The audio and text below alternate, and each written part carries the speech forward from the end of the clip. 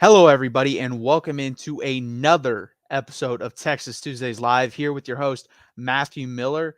Thank you guys for joining me again on this wonderful Tuesday evening, 7:30 Eastern Time. Obviously, we come in a little bit late, let you guys gather in every Tuesday here again with your host, Matthew Miller, at the voice of college football here, Mark Rogers TV, also SG1 Sports. So please go over, like both their channels, subscribe to both their channels if you haven't. Subscribe here right at the Texas channel and the Big 12 channel. We're trying to grow these brands and trying to get them bigger. We will bring you here live every Tuesday, 7:30 p.m. Eastern Time with myself. And then after every game Saturday and the one game we have Friday of Texas Tech, please join us for that after the game as well here on the Texas channel and the Big 12 channel. So thank you guys so much for that. Hit the like button, subscribe, like it says, scrolling down below. And if you guys need any tickets, go to ticketsmarter.com. Big type promo code BIG for $10 off of a purchase of at least 100 or more. Obviously, if you go to a college football game, you're going to spend that. And then promo code BIG20 for $20 off a purchase of $30 or $300 more at ticketsmarter.com. Also, subscribe to the new SEC channel and the Big 12 channel. Like I just said, that is your homework for the night. Hit the like button, subscribe to all of those channels, and then join us here every Tuesday and every Saturday for Texas pregame and Texas postgame. Thank you guys very much. Obviously, we're going to wrap up Alabama. Texas beats Alabama. Number 3 Alabama on the road. Only their second loss in the last 54 games. The other one being 2019 LSU, 34-24.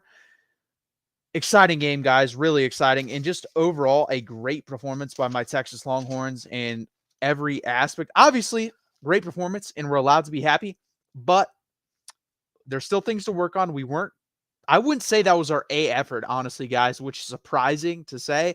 To beat listen, Alabama's probably down from where they're used to being, but they're still a top 12 team. That's what they're going to end up at the end of the day, at the end of the season, minimum. They could end up being a top 5 team. I don't know. But at worst, I think they're a top 10, 12 team, and you beat them on the road. That's a hell of a win. And I think we played a B-plus game. There were drops in this game. We kind of had a couple penalties. We put the ball on the deck a couple times, 2 times in this game, and that was very scary. So we got very lucky there. So overall, just a really good performance. We did just enough on the ground. That's something that we're going to get into that we need to do better, especially in the middle on the interior. We need to be able to run off guard a lot better than we do. We do run off tackle pretty well, but not off guard and not right behind the center. We really need to work on that. And you saw a change in this game with Cole Hudson coming in instead of DJ Campbell after the first quarter. So very good performance by this team overall. Still stuff to work on. But again, we beat Alabama 34-24. Now let's get into the recap of this, guys. Read off some of the stats here if you guys don't know. Quinn Ewers, 24 of 38, 349 yards, 9.2 yards per attempt, 3 touchdowns. Now, in previewing this game, you can actually check that out on this channel. I hit on a lot of these points that he was able to accomplish, and I said what it was going to take for us to win. I said between 25, he was going to have to go 25 of 35, somewhere around there, for 280 to 310 yards and 3 total touchdowns. He basically hit on all that. He was 24 for 38. A little bit worse than I thought, but pretty good overall. 349 yards. That meets that threshold of 280, 310 yards easily. And then the 9.2 yards per attempt, I thought he'd have to get around 9.5. He was close enough, and he hit on it a couple deep shots that softened the defense. So very good job by Quinn Ewers. His best game as a Texas Longhorn. Best game as a collegiate quarterback, obviously. And then this is what I'm talking about, guys. We did just enough on the ground. 37 carries, 105 yards, 2.8 yards per carry. We did enough at certain points in the game where we were able to get 3 yards of carry, just like keep us right on target. There were very few loss of runs that caused a loss of yards. So I will say that we did a good job with that. Jonathan Brooks, 14 carries, 57 yards, 4.1 yards per attempt, 1 touchdown. He got us the touchdown, our lone touchdown rushing, and then he was able to ice the game at the end. Receiving all around 9 guys, and you want to say Quinn Ewers too, 10 guys if you count him, caught a pass. Jatavian Sanders, the lead man. I also mentioned that. I said Jatavian Sanders was going to have to be our second best player on the offensive side of the ball. Guess what Jatavian Sanders was on Saturday? He was our second best player on that side of the ball. So again, I was pretty spot on, honestly, guys, in these predictions. I did a good job, in my opinion. I'm going to pat myself on the back because when I do a good job, I'm going to say I did a good job. When I do a bad job, I'm going to say the same thing. I'm going to be here, and you guys can hold me accountable as well. Jatavian Sanders, 5 receptions, 114 yards, 0 touchdowns. I wish he would have been able to get on that end zone on that long one where he almost beat out the guys to the court in the end zone. Instead of that, he tried to run over some guys. That didn't work out. A.D. Mitchell, fantastic game. 3 receptions, 78 yards, 2 touchdowns, averaged over 26 yards per catch. Xavier Worthy, 5 catches, 75 yards, 1 touchdown, had a good game. And Xavier Worthy, this was mentioned in the post game. He saw that he was being double teamed. The safety was over the top of him and went to Steve Sarkisian, basically said, hey, this is what I'm seeing. Let's dial it up for these other guys. And you saw that's when Jatavian Sanders, A.D. Mitchell, Jordan Whittington, and others started to get open. Those are the main 3, though. And then defensively, very good performance. 5 sacks, 8 tackles for loss. We had a bunch of pressures. I think we had like 20 pressures in this game. Jalen Catalon played a very good game. 7 tackles, 1 tackle for loss. He made himself known early. He was right in there from the start. Anthony Hill, we'll talk about him later. I think he had a very good game, but I think he's being overrated in some of the aspects, and we'll talk about that. Anthony Hill, 6 tackles, 2 sacks, 2 tackles for loss. David Benda, 6 tackles, 2 sacks, 2 tackles for loss.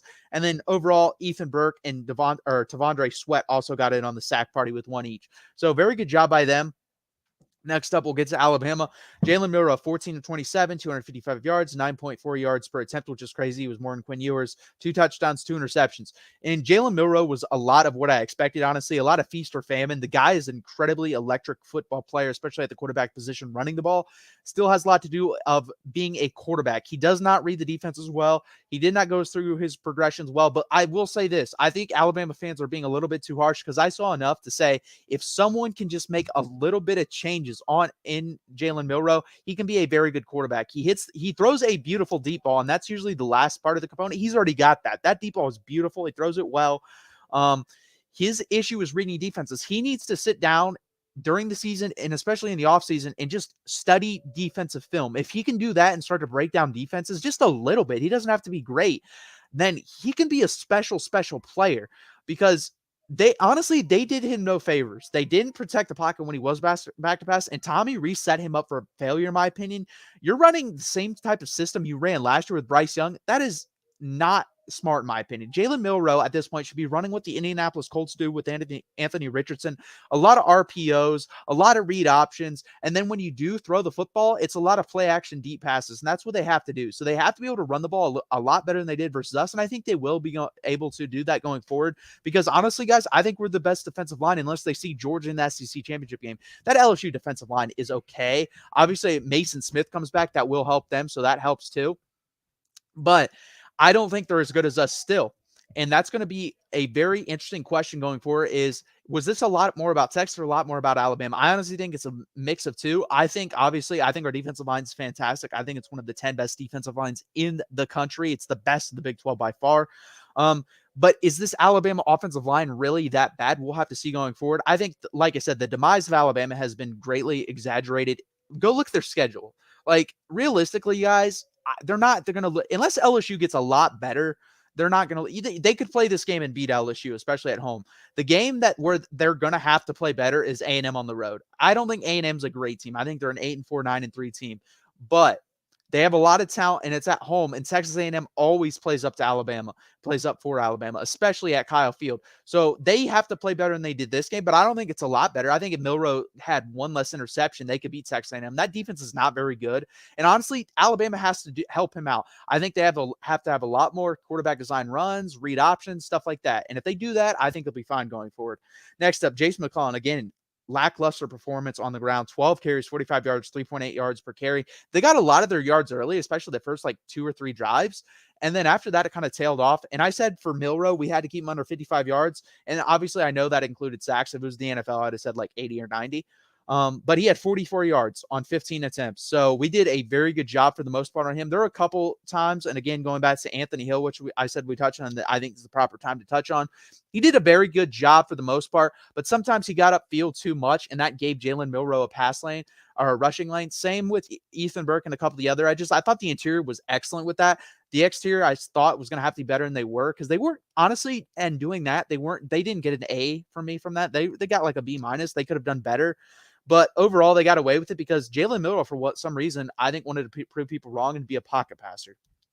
I think he really needs to rely on his legs more. And then when he does throw, it needs to be deep shots. Jermaine Burton hit us with the 1 long touchdown. He was their leading receiver. And then Tresman Marshall, the Georgia transfer, and Caleb Downs both had 10 tackles, and Deontay Lawson was the guy I was worried about. He had 8 tackles, and 2 tackles for loss, but he had no sacks. No sacks at all for this Alabama defensive front versus our offensive line. Great job from them. And here, we'll get into a little bit deeper dive here. The good takeaways, what I have for the Texas Longhorns, offensive line played very well, guys. Going from Rice to where you give up 2 sacks, a bunch of pressures. You gave up some pressures, but I think it was like 7 or 8 pressures the whole game and no sacks. That's a very good job by this front. You saw DJ Campbell got replaced, I believe, at the end of the first quarter or beginning of the second. Cole Hudson came in. He was laying pancakes. If you guys have been on Twitter, you have seen film of that. He was great.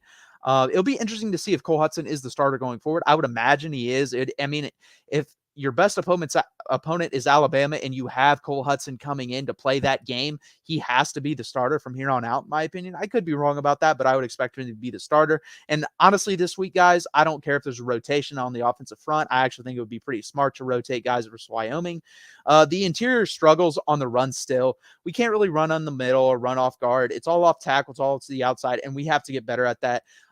For the rest of our schedule, we could probably get away with it. But if you're going to try to compete for a college football playoff national championship, which I think the standards have been raised to somewhere near that now, I'd say getting to the college football playoff, to not get embarrassed in those games, which teams have, you have to be able to run up the middle. So they have to work on that, see what the best combination is. I think you can honestly experiment with that versus Wyoming. I don't think you can versus Baylor because it's going to be on the road. But then whenever your next home game is versus like a Baylor type team, but at home, I don't know the schedule right off my head. I think they play Kansas, then Oklahoma, and then a bye after that. I'm not sure what it's after the bye, but that'd be fine with experimenting a little bit. And then the deep ball. The deep ball finally came to fruition, guys. Quinn Ewers was great on that. I think he was 3 out of 5 or passed over 30 yards downfield. If you're hitting, honestly, if you hit 40 to 50%, you're doing a good job. He hit 60, so it's a spectacular job. Now, if I'm nitpicking, the one to Xavier Worthy, he should have thrown that more to the boundary. But he threw that towards the middle of the field, and I didn't love that. He did allow Xavier Worthy to run under that, but it made it a hard catch. If he throws that towards the flag or the pylon of the corner of the end zone, it would have been an easy catch for Xavier Worthy, and that's where he should have thrown it. And I'm sure Steve Sarkisian will nitpick and tell him that. But overall, I'm not going to complain. If you go from not hitting any to hitting 60%, I don't really care how you hit them at this point. Now, going forward, I do. I think it's important for NFL scouts to see that as well. But overall, I can't complain. He was very good in this game. Always looked calm, always looked poised. I have nothing to complain about for the most part with Quinn Ewers. The defensive line was dominant. Coming into this year, everyone thought, the offensive line would be the strength to this team. And it is, and it turned out to be a pretty good unit so far, in my opinion. I don't think it's as good as I thought it was going to be, but it's still pretty damn good. The defensive line, I liked, but I'm falling in love with, guys. They play hard, they stop the run, and they get timely pressures. And that's really all you can ask. I think Pete Kwiatkowski and Bo Davis have done a great job, and Blake Gideon and those guys on the back end, of just molding this defense together for all of them to work well in sequence together. So a very good job by them. Tavondre Sweat, Byron Murphy, you guys played. I think Byron Murphy played his best game ever as the Texas Longhorn. I thought Tavondre Sweat was his typical great self the last year and a half that he's been. I thought Ethan Burke and Anthony Hill were good at getting to the pass rusher. I want them to be a little bit safer in the running lanes, especially we'll get into this week, and we'll talk about why I think some of that still applies. Rushing the quarterback, that is, I think running-wise, they did a good job. And then the linebackers, Jalen Ford was great. David Gabenda was great. Anthony Hill, again, good on that edge. Secondary, pretty good. I don't have many complaints there. I thought Jaron Thompson, obviously he was put in that position with Jermaine Burton. That's a really hard cover for him, guys. And that was just very well schemed up, and they took advantage of it, delivered a beautiful pass to him. So I can't really complain about that either. I mean, honestly, there's not much to complain about other than Jalen Ford. You got to make that interception, because if that wasn't an illegal lineman downfield, and a lot of I thought the refs actually did a pretty good job other than holding on us a couple times, about 4 or 5 times. I think they could have called it when they didn't, when it was obvious. Obviously, there's almost holding on every play, but there was a lot of obvious ones they didn't call, but they let them go on both sides. I will say that, even though I think Alabama did do it more. Going back to rewatch the game. But overall, they did a good job, because a lot of guys wouldn't have called the illegal man downfield with the offensive lineman number 71. So good job by them for the most part, but Jalen Ford, you got to catch that. The bad drops from Xavier Worthy, 2 of them, and drops from Jordan Whittington. When your quarterback's in a rhythm, dialed up versus Alabama, you have to catch those. You do. We could have won this game by a lot more. We could have given ourselves a cushion. We didn't have to worry about it. But again, maybe that is good, because then we were able to pull it out, have a fantastic fourth quarter, which we have not been able to do under Steve Sarkisian. So maybe in the end, that was a good thing.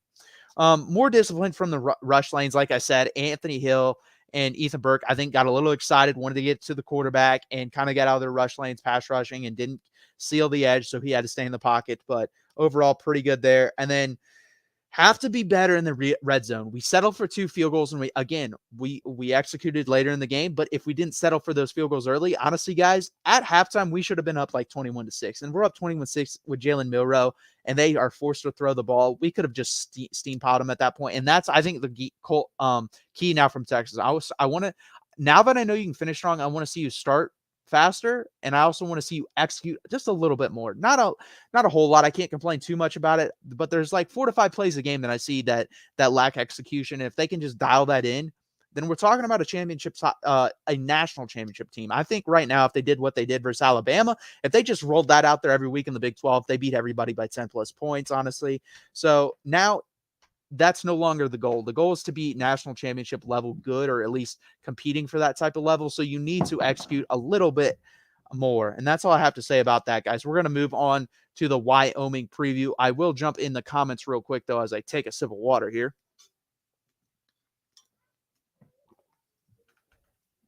Hey, Jackson, what's up? It's been good. Longhorn Nation is good. Hook 'em or hook 'em. Okay, guys, let's get into this Wyoming preview real quick. So, Wyoming, they are 2-0, guys. They beat Texas Tech. A little bit about them. Craig Bull's the coach. They averaged 33 points a game on offense. They gave up 25 points a game on defense. And then their quarterback is Andrew Peasley, 58% completion percentage, 7 yards per attempt, which is not very good. 5 touchdowns, 1 interception, 21 attempts rushing, 111 yards, 5.3 average. He's got the best average on the team, or second best average on the team rushing, actually.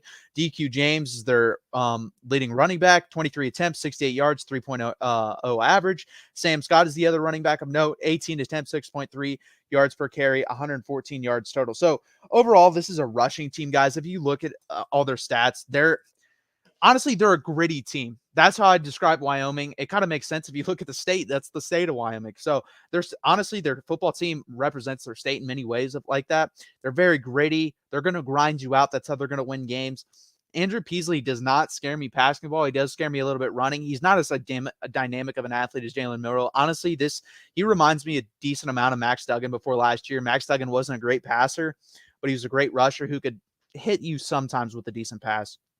On defense, this is a hard name to pronounce. Shea Suwano, 16 tackles, 2.5 tackles for loss, 1 sack. He's their leading tackler. Leading in sacks is Cole Godbout, defensive tackle, and Brandon Siders at defensive end with 1.5 each. And then their leading guys in interceptions with 1 each are Wyatt Ecklers at 3 safety and Rook Brown, the nickelback position. Again, they're a running team, guys. They're 3 wide receivers, Wyatt Weiland, John Michael Gillenberg, and Ayer Asante, all have under 100 yards receiving for the year. 83 yards for Weiland, 59 yards for Gillenberg, and Asante only has 96. So this is a rushing team, guys. And I expect them to play pretty well in this game. They're playing Texas. I think they'll play up to the standard. This is their Super Bowl. They beat Texas Tech at home in Laramie, so that's a good win for them. And the key, in my opinion, the keys to the game, guys, Andrew Peasley is a career 53% completion percentage guy. You have to make him throw the football. You have to. If Texas doesn't rush 3 the whole game and just contain him in the pocket and say, throw every down, you guys have to, okay, it's this simple. I would rush blitz the hell out of every first down, and keep them at 2nd and 9, 2nd and 8. And then I'm dropping 8 guys or 7 guys every single time and keeping him in the pocket and making him throw. This guy's not a good passer, guys. He has 22 touchdowns, 15 interceptions at Utah State and Wyoming, a 53% completion percentage, but he's a good rusher. He has 965 career rushing yards, a 6.1 average, and 6 touchdowns. The only way Wyoming beats you is if this guy runs all over you.